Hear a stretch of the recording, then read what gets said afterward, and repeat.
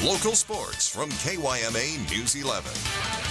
A historic night for Arizona women's basketball. Welcome back, everyone. When former U of A Wildcat player Adia Barnes took over the program 5 years ago, the U of A was a laughingstock of the Pac-12.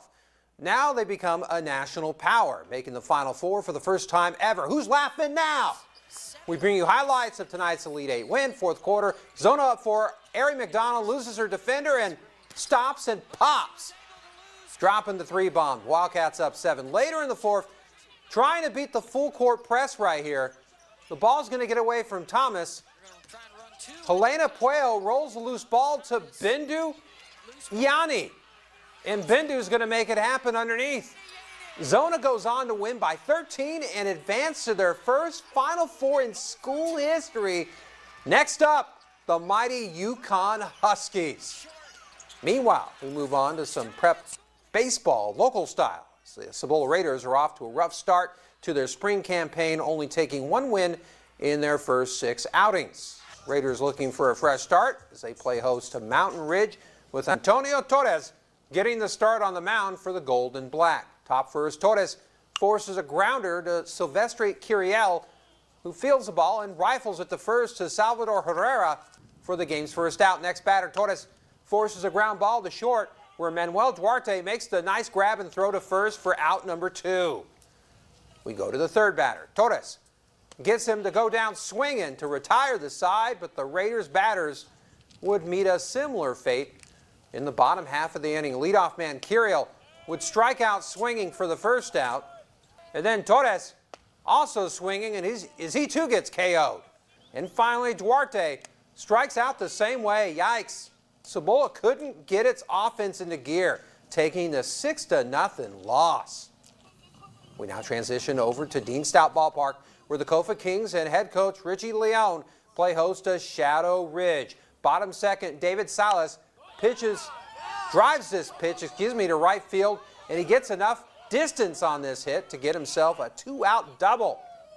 So fellow King Ian Colonel Sanders trying to bring him home, but he would get a little too far underneath this pitch as he flies out to left, ending Kofa's scoring threat. Top third, Adrian Montenegro forces a pop-up into foul territory, and catcher Angel Fragoso gets the out for Kofa. A++ effort for him right there. Next batter, Montenegro lays down a nasty slider for the strikeout. Kofa would later get out of the inning unscathed, but that would later change big time. The Kings would suffer an 11-run loss. The Crimson and White have now lost 3 straight. We now head out to Yuma Catholic, where Isaac Areza and the Shamrocks playing host to ALA Gilbert North. We go to the top of the third. Rocks up 2-0. We got a runner on second. And Areza finds the outside corner for the K and the first out. So next batter with his hot shot to second, as in that hit right there. This gets by YC second baseman, and the lead on this play cut in half. Ouch. Well, 2 outs and a runner on. Steal is on, and Rocks junior catcher Manny Cota says, "Oh, no, you didn't." Alan Rosas makes the tag. Rocks still up 1. Rocks are going to hang on to win a close one, 4-1, and they stay unbeaten on the season at 5-0. Well, to prep softball now. Meadow Harrison and Yuma Catholic hosting the same school as their baseball counterparts. Top of the second, Rocks down 1-0, and Harrison is going to find her groove as she gets the first batter to line up the shortstop Sophia Young.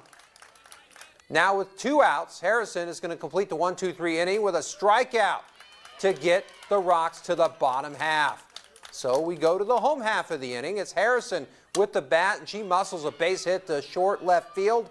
The freshman doing all she can to get the Rocks going, but the Rocks would leave her stranded. It would be downhill from there. YC falls 17-0.